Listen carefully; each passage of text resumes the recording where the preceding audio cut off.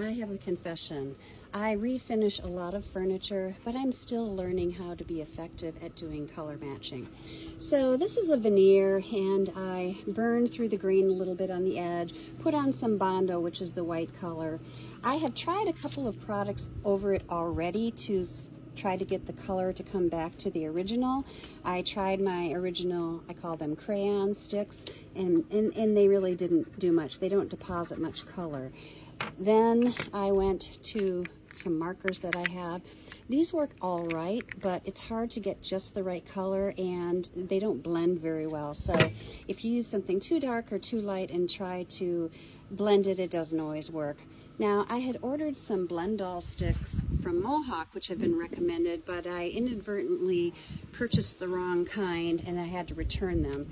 So instead, I decided I'm going to try furniture paint. And so I just got this new set. I haven't tried it yet, but I'm going to try and come back here and really color match that, put in a little bit of the graining details and see how it goes.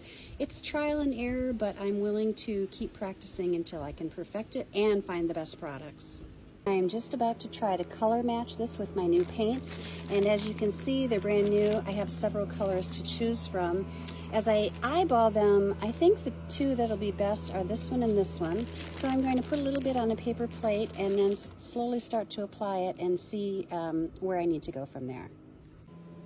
I'm starting with a lighter color because I feel like it's easier to make it darker than it is to make it lighter. So it's not depositing a lot of color, but the color is good. Now I do have both shellac and stain on there, and my understanding is with these you can apply them either before or after stain or shellac, so it shouldn't matter. But I'm going to just put on this first layer and allow it to dry,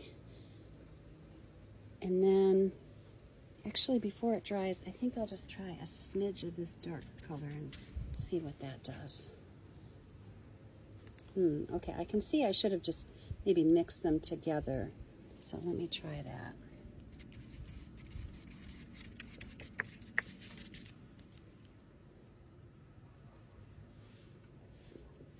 Okay, yeah, so that's a little bit too dark, but I think these are more forgiving, so I'm just going to spread that out a little bit.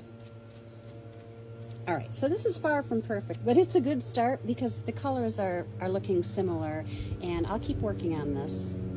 Here's the toner that I have. Oh, I'm going to say that's a pretty good match. We're going to give it a try. Oh, okay, maybe not. Flip it back. Oh, okay, if I put toner on the whole thing, I think it'll smooth it out, but okay.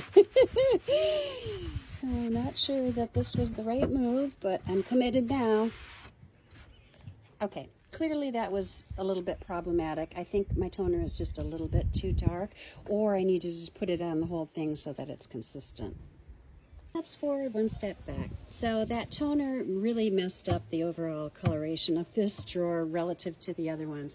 I put a second coat of this natural stain on the others, and what I did was just take a fine sanding pad and sand that toner off. So right now you can see they're roughly the same coloration, but in doing so I removed some of my carefully crafted color work. So I'm going to touch that up again and not use the toner this time. This has dried a little bit, so I'm just coming to put in a little bit more variation. It's a little bit dark in places. After I sanded down that toner and reapplied some of the color correction, I neglected to record it, but here is the final product. It doesn't have a top coat on yet, but I did put another layer of shellac over it. It's not perfect. It's a little bit darker here than I would like, but if you didn't know any better, you probably wouldn't notice. So overall, I'm pleased with this new product, and I think as I use it more and more, I'll get better and better. My name is Meg, and I show you practical tips for refinishing and flipping furniture. Be sure to hit the follow button for more.